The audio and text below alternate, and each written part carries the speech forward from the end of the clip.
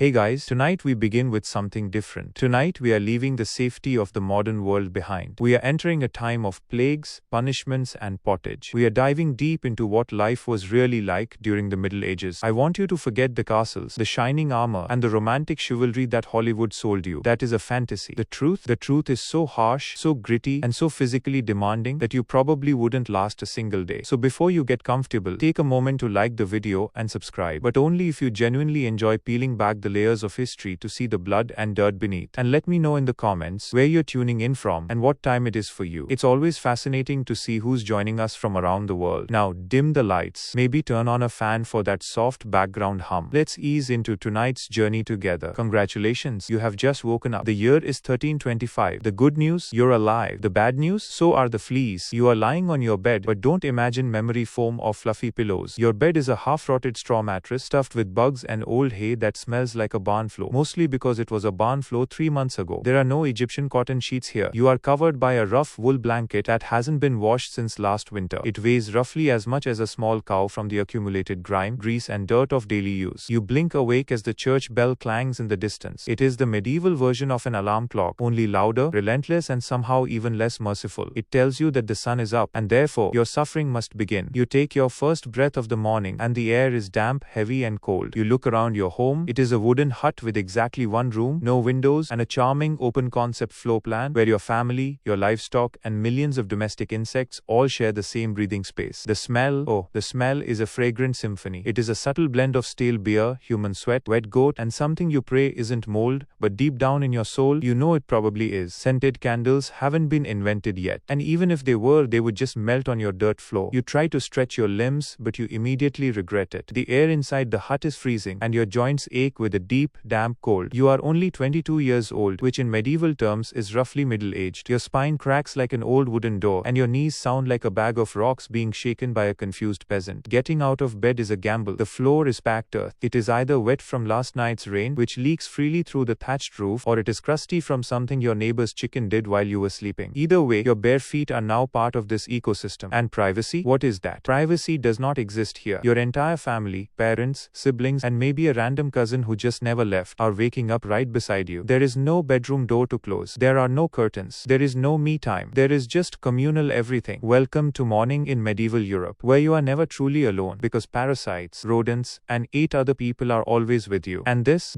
is just how your day starts. So you've managed to crawl out of your medieval haystack of horrors. Congrats. But now nature calls. And in the 14th century, it's not calling politely. It is screaming. Here is the part where you start missing the modern bathroom with a desperate intensity. There is no toilet. There is no seat. There is no toilet paper. There is no flush. Not even a plunger in the corner. In the 14th century, relieving yourself is an adventure, a social experiment and often a public event. If you are a peasant, which you definitely are, your bathroom is likely a wooden bucket behind the house. And it is probably already full because Uncle Wolfstan had a rough night after eating bad turnips. The smell is biblical. You hold your breath, do your business as fast as humanly possible. And then here's the kicker. You have to empty it. You toss it into the street. Yes, the street. The same street you walk on. You are supposed to shout Gardi-lu, a warning that waste is coming. But frankly, no one moves fast enough. Streets in medieval towns are essentially open sewers. They are a charming river of human waste, animal droppings and mystery liquids you would rather not examine closely. If you are lucky enough to live in a town with public latrines, congratulations. You get to sit shoulder to shoulder with strangers on a wooden plank in an outhouse where privacy is a myth and ventilation is a cruel joke. Toilet paper? Never heard of it. Most people wipe with straw, leaves, rags, moss, or if they are feeling especially indulgent, a scrap of old wool. Sometimes they use nothing at all, which might explain why handshakes weren't very popular yet. One slip on a wet stone path and you are face first in humanity's leftovers. You survived the toilet. You deserve a reward, right? Maybe a nice breakfast, something warm, delicious, comforting to start this brutal day. Sorry, this is medieval Europe. Nothing is comforting here. Breakfast, if you can even call it that, is a grim affair. There are no eggs Benedict, no coffee machines sputtering awake, certainly no avocado toast. You sit down or squat near the fire to a wooden bowl of something that looks like it was scraped off a muddy boot. Welcome to your daily ration of pottage. Pottage is a thick, gloopy stew made of whatever you can find. Grains, root vegetables, maybe a few beans if you are lucky. It has been simmering in the same iron pot for days, sometimes weeks. New ingredients are just dumped on top of the old ones. It is less of a recipe and more of an ongoing edible experiment. On the side you have a hunk of bread, but this isn't soft fluffy bread. This bread is so hard it could deflect arrows. It is made from coarse rye or barley flour, often bulked up with sawdust, ground up acorns, or other creative ingredients. Because white wheat flour is a rich man's fantasy. You don't slice it, you negotiate with it. You have to soak it in the stew just to be able to chew it without breaking a tooth. What about drinks? You are not sipping orange juice. You are drinking beer. Yes, beer. At 6 a.m. Why? Because the water is trying to kill you. The local stream is teeming with parasites and filth. So you start your day with small beer, a weak ale with low alcohol content but high survivability. Even the kids drink it. No one is happy about it, but at least it won't give you dysentery immediately. Breakfast doesn't energize you. It just happens to you. Now that you have eaten your sad, gritty medieval breakfast, it is time to get dressed. Not that it will help much. Your wardrobe consists of exactly one outfit. It is likely a rough wool tunic or a linen shift that you have worn every single day for months. There is no such thing as seasonal fashion here. There is just wear this until it disintegrates or until it gives you a fungal infection. Underwear is optional. If you are lucky, maybe you have a linen undertunic. If you are not, well, you are going commando under layers of scratchy, sweaty wool. There is no washing machine. There is no soap as you know it. There is absolutely no dry cleaner. So your clothes are stained, stiff and scented like a compost pile. Even if you wanted to wash them, it is not easy. You would have to haul water from a river, heat it over a fire, and scrub your tunic on a board with harsh ashes that burn your hands. Because you never wash your clothes, your skin hates you. You itch constantly. Fleas, lice and bed bugs live rent-free on your body. Everyone has them. The nobles have them. The holy monks have them. The crying children have them. You are essentially a walking insect farm. You will be scratching your armpit with a wooden spoon while chatting with the local priest, and no one will even bat an eye. Your skin is raw from rubbing. Your scalp is a battlefield of bites, and if you develop a rash, too bad. You just keep scratching until it scars. Now that you are fully dressed in itches and damp wool, you step outside. There is no office, no desk, no coffee break. Your job is simple. Don't die while laboring for someone else. You are a peasant. You work the land that belongs to a lord who doesn't know your name. You rise with the sun and stop only when it disappears behind the trees. Your tools are a wooden hoe, a rusty sickle, and your own bones. You dig ditches, sow seeds, and pull weeds until your spine begins to resemble the letter S. No one cares if you are tired. No one asks about your mental health. If you are a woman, you don't just do field work. You also care for children, cook, spin wool, and feed animals. Children start working around age 5. No school, no toys, just a tiny wooden rake and a dream of not dying of the flu. The weather is your enemy. In winter, you freeze in your thin tunic. Frostbite isn't a diagnosis, it's just bad luck. In summer, the sun bakes you. There is no sunscreen, no hat. Heat stroke is common. They just call it taking a bad turn. And if you get thirsty, you have to drink that warm, weak beer again because the stream water might kill you. You are exhausted, dehydrated, and sore. But you cannot stop. If you don't work, you don't eat. And if you don't eat, you are replaced. Eventually, the hard labor catches up with you. You get sick. And this is where the real horror begins. You need a doctor. But in the Middle Ages, medicine is really just polite torture with a theology degree. Doctors believe everything is caused by humors: blood, phlegm, yellow bile, and black bile. If you have a fever, they think you have too much blood. The cure? Bloodletting. They will slice your arm open or attach hungry leeches to your skin to drain your life force into a bowl. Surgery is performed with knives that haven't been cleaned since the Crusades. There is no anesthesia. You are held down by 4 strong men while the doctor cuts. If you survive the surgery, the infection will likely finish the job. Antibiotics are centuries away. Germ theory hasn't been invented yet. They think disease comes from bad air or God being annoyed with your sins. And that brings us to the other constant in your life, the fear of God. The church controls everything. If your crop fails, it's because you didn't pray enough. If you get sick, it's because you sinned. You are terrified of hell. The priests describe it vividly: rivers of fire and eternal screaming. You pay your tithes, a tenth of your starvation diet, because you are terrified of eternal damnation. You live your entire life in fear. Fear of the plague, fear of the Lord, fear of starvation, and fear of the afterlife. So that is your life in the Middle Ages. You work until your body breaks. You lose half your children to disease. You never travel more than 10 miles from where you were born. You are owned by a landlord, judged by the church, and hunted by invisible germs. If you make it to 40, you are a miracle. But now let's leave this dark, smelly, flea-infested time behind. Let's shake the straw off our clothes and step forward in time. We are leaving the mud of the peasant fields for something that looks more glamorous on the surface: gold, palaces, and silk. But do not be fooled. The danger doesn't disappear. It just changes shape. We are traveling to the 18th century, to the freezing, glittering courts of Russia. Here, the threat isn't a rusty plow or a bad tooth. It is betrayal, poison, and the icy ambition of a woman who decided she would not just survive history but rewrite it. Long before she was Catherine the Great, Empress of all Russia, she was simply Sophie. Born in 1729, she was the daughter of a minor German prince. Her family had titles but no real power. Sophie, however, had something no title could provide. She had a razor-sharp intelligence and a hunger for greatness. At just 14 years old, Sophie was summoned to Russia. The Empress Elizabeth was looking for a wife for her heir, Grand Duke Peter. Sophie was chosen not because she was special, but because she was considered safe. She was poor, young, and expected to be obedient. But Sophie was not obedient. She was observant. She arrived in St. Petersburg in the dead of winter, wearing thin German clothes, shivering but smiling. She knew this was her only chance. She immediately began to transform herself. She learned the Russian language, practicing late into the night while others slept. She converted to the Orthodox faith, changing her name from Sophie to Catherine. She wasn't just changing her name, she was burning her bridges. She was no longer German, she was Russian. But her new life was not a fairy tale. Her husband Peter was a nightmare. He was immature, obsessed with playing with toy soldiers in his bed, and he hated Russia. He hated the culture, the language, and most of all, he hated Catherine. He humiliated her in public, took mistresses openly, and threatened to lock her away in a convent. Catherine found herself alone in a court full of spies. Her mother was sent away. Her friends were monitored. She was isolated. Most women would have crumbled. Most would have accepted their fate as the ignored, abused wife of a future emperor. But Catherine was not most women. She realized that if she wanted to survive, she couldn't just be a wife. She had to be a player in the game. She started reading. She read books on history, philosophy, and military strategy. She read the works of Voltaire and the Enlightenment thinkers. While Peter played with his toy soldiers, Catherine was sharpening her mind. She began to quietly build alliances. She charmed the powerful nobles who hated Peter. She won the loyalty of the army officers who saw Peter as a weak, foreign-loving fool. She played the role of the pious, humble Grand Duchess perfectly. She stood for hours in church, bowing and praying until her knees bled, winning the love of the common people. She waited, she watched, she planned. For nearly 20 years, she lived in the shadow of a man she despised, dodging his threats and surviving his madness. But she knew her time was coming. And when Empress Elizabeth finally died and Peter took the throne, Catherine knew the clock was ticking. It was either kill or be killed. In 1762, Peter finally took the throne as Peter III, and immediately he began to destroy his own empire. He insulted the church, alienated the army, and worshipped Russia's enemies. He was a disaster. Catherine knew she had to act fast. She was pregnant with her lover's child, and Peter was openly talking about divorcing her, or worse, executing her. On the morning of June 28, 1762, Catherine made her move. She didn't hide in the palace. She put on the uniform of the Imperial Guard, a man's uniform borrowed from a soldier. She mounted a white horse and rode to the barracks in St. Petersburg. She didn't look like a scared German princess. She looked like a general. The soldiers, tired of Peter's madness, cheered for her. They swore allegiance to her, not him. With the army behind her, she marched on the palace. It was a bloodless revolution. Peter, cowardly and drunk, surrendered without a fight. He signed his abdication, weeping like a child. A few days later, he was dead. Officially, it was hemorrhoidal colic. Unofficially, he was strangled by Catherine's supporters. Did she order it? History isn't sure, but she certainly didn't punish the killers. Catherine was now the sole empress of Russia. The little girl named Sophie was gone. The age of Catherine had begun. Catherine didn't just want to rule, she wanted to transform. She was obsessed with the Enlightenment. She wrote letters to Voltaire and Diderot, presenting herself as a philosopher queen. She built the Hermitage Museum, founded schools for girls, and tried to modernize Russia's brutal legal system. She wanted Russia to be seen as a civilized European power, not a frozen wasteland. But there was a dark contradiction in her reign. While she preached about liberty and freedom in her letters to French philosophers, she tightened the chains on her own people. Under Catherine, serfdom, the system that essentially made peasants into slaves, became worse than ever. She gave away thousands of peasants to her lovers as gifts. She crushed peasant rebellions with ruthless violence. She was an enlightened thinker in private, but an absolute tyrant in public. And she was a conqueror. She looked at the map of Europe and decided it wasn't big enough. She waged wars against the Ottoman Empire, seizing the Crimea and securing the Black Sea for Russia. She carved up Poland, erasing the country from the map to expand her borders. By the time she was done, she had added 200,000 square miles to the Russian Empire. She made Russia a superpower that the rest of Europe feared. But history doesn't just remember her politics, it remembers her private life. Catherine had lovers, many of them. She was a woman in power who refused to be lonely. She chose men who were handsome, young, and often useful. The most famous was Grigory Potemkin, the love of her life. They were partners in everything: politics, war, and romance. Even after their affair ended, they remained soulmates until he died. Her enemies, mostly jealous men, spread vicious rumors about her. You've probably heard the nasty myth about a horse. Let's be clear, that is a lie invented to shame a powerful woman. The truth was that she simply lived like a male monarch. dark. Kings had mistresses, and no one blinked. Catherine had favorites, and the world lost its mind. When she died in 1796, she left behind a Russia that was unrecognizable from the one she had arrived in. She had turned a backward kingdom into a global empire. She wasn't born Russian. She didn't have a drop of Romanov blood, but she became the greatest Tsar the country ever had. She proved that power isn't about bloodline, it's about will. But now, let's leave the snow and the palaces. We are traveling across the ocean and back in time. We are going deep into the humid, steaming jungles of Mexico. Welcome to Palenque. It is one of the most beautiful and mysterious cities of the ancient Maya civilization. Towering limestone temples rise out of the thick green canopy, covered in vines and moss. For centuries, these ruins held their secrets in silence. But in 1994, the jungle gave up one of its greatest mysteries. Archaeologists were exploring Temple 13, a smaller pyramid next to the famous Temple of the Inscriptions. They noticed a strange masonry wall that didn't look right. They broke through it and found a long, narrow corridor leading deep into the heart of the pyramid. The air was stale, trapped for over 1,000 years. At the end of the corridor, they found a sealed chamber. Inside there was a limestone sarcophagus. It had not been looted. It had not been touched. It was exactly as the Maya priests had left it in the 7th century. The archaeologists slowly lifted the heavy stone lid, and what they saw made them gasp. The skeleton inside was not white. It was bright, shocking red. The bones were completely covered in a thick layer of red powder. It looked like blood that had never dried. This was the Red Queen. The red powder was cinnabar, a mineral made of mercury sulfide. To the ancient Maya, red was the color of the rising sun, of blood, and of life force. But cinnabar is also highly toxic. Covering the body in this powder was a dangerous sacred ritual. It was meant to preserve the spirit and mark the deceased for a journey into Xibalba, the Maya underworld. Who was she? She had no name inscribed on her tomb, but she was buried with incredible wealth. Her face was covered by a funeral mask made of hundreds of pieces of green jade. She wore a diadem of jade beads, pearl necklaces, and ear spools. In Maya culture, jade was more valuable than gold. It represented the breath of the soul and the green of the maize plant. She was buried right next to Pakal the Great, the most famous king of Palenque. This suggests she was his wife, Ixtacbu Ajau. But she wasn't just a wife. In Maya art, royal women are often shown performing bloodletting rituals, summoning vision serpents, and standing as equals beside their warrior husbands. She was a queen who held the cosmic balance of the kingdom. Her burial wasn't the end, it was a transition. The Maya believed that when a noble died, they had to travel through the dark waters of the underworld. They had to defeat the lords of death to be reborn as a star in the sky. The Red Queen was equipped for this battle. Her jade mask gave her a face for the gods to recognize. The cinnabar gave her the heat of the sun. For 1,300 years, she lay in the darkness, bathed in red poison, protecting the city from the spirit world. Her discovery reminded us that in the ancient Americas, women were power brokers, spiritual leaders, and divine ancestors. She remains one of the most haunting discoveries of archaeology. A woman without a name, but with a presence so strong that even the centuries couldn't erase her. But now, we move to our final story. We stay in Mexico, but we jump forward to the 20th century. We are trading the silent stone temples for the noisy, colorful streets of Coyoacán. We are going to meet a woman who, like the Red Queen, lived in pain and left a legacy that refuses to die. It is September 17, 1925. A bright, sunny afternoon in Mexico City. An 18-year-old girl named Frida Kahlo is riding a wooden bus home from school. She is dressed in a school uniform, laughing with her boyfriend. She wants to be a doctor. She is full of life, energy, and mischief. But then, everything stops. A metal streetcar slams into the side of the wooden bus. It doesn't happen in slow motion. It happens in a violent, shattering instant. The bus bursts into splinters. People are thrown everywhere. Frida is found in the wreckage. She is not dead, but she is destroyed. An iron handrail from the streetcar has pierced her body, entering her left hip and exiting through her pelvis. Her spine is broken in 3 places. Her collarbone, ribs, and leg are shattered. Her foot is crushed. In a surreal twist, someone on the bus had been carrying a packet of gold powder. The impact caused it to explode, covering Frida's bloody, broken body in glittering gold dust. She looked like a tragic dancer, bleeding and shining in the wreckage. The pain was absolute. Her dream of being a doctor died that day, but something else was born. Frida spent months in a full-body plaster cast. She was trapped in bed, unable to move, staring at the ceiling. The boredom and the pain were driving her mad, so her mother had a special easel made that could sit on her lap in bed, and she installed a mirror on the canopy above her. Frida looked up and saw herself, and she began to paint. She didn't paint pretty landscapes or religious icons. She painted her reality. She painted the cast, the scars, the blood, and the loneliness. She famously said, "I paint myself because I am so often alone, and because I am the subject I know best. Art became her survival. It was the only way she could get the pain out of her body. She painted herself with a unibrow, with a mustache, looking directly at the viewer. She refused to beautify her suffering. She forced the world to look at it. She turned her trauma into a weapon. When she recovered enough to walk, she met Diego Rivera. He was the most famous artist in Mexico, a giant, fat, ugly, brilliant man who painted massive murals about the revolution. He was 20 years older than her. Her parents called them the elephant and the dove. They married, and their love was a disaster. Diego was a serial cheater. He slept with everyone, including Frida's own sister. Frida was heartbroken, but she was also fierce. She had affairs of her own, with men, with women, even with Leon Trotsky. They divorced, then remarried. They fought, they screamed, they painted. Through it all, Frida created her own style. She wore traditional Tijuana dresses, long colorful skirts that hid her damaged leg, and decked herself in flowers and jewelry. She became a walking piece of art. The Blue House in Coyoacan became her sanctuary, filled with monkeys, parrots, artifacts, and the smell of paint and cigarettes. By the 1950s, Frida's body was giving up. Her spine was collapsing. Her right leg had to be amputated due to gangrene. She was in constant, agonizing pain, but she refused to stop. When she had her first solo exhibition in Mexico, her doctor told her she couldn't leave her bed, so she had the bed transported to the gallery. She arrived in an ambulance and held court lying down, drinking tequila and singing songs. Her final painting was a still life of watermelons, bright red juicy fruit against a blue sky. On one of the slices, she wrote her final message to the world: Viva la vida, long live life. She died in 1954 at just 47 years old. The official cause was a pulmonary embolism, but many suspect she took her own life to end the pain. Her last diary entry read, "I hope the exit is joyful, and I hope never to return." So what connects the peasant in the mud, the empress on the throne, the queen in the red tomb, and the artist in the blue house? Survival. They all faced a world that wanted to break them, whether through disease, politics, death, or accidents, and they found a way to leave a mark. Thank you for taking this long, dark journey with me tonight. From 1325 to 1954, from the flea-ridden straw beds to the gold-dusted bus crash. If you made it this far, you are a true fan of history. Don't forget to like and subscribe. Sleep well, and I'll see you in the next one.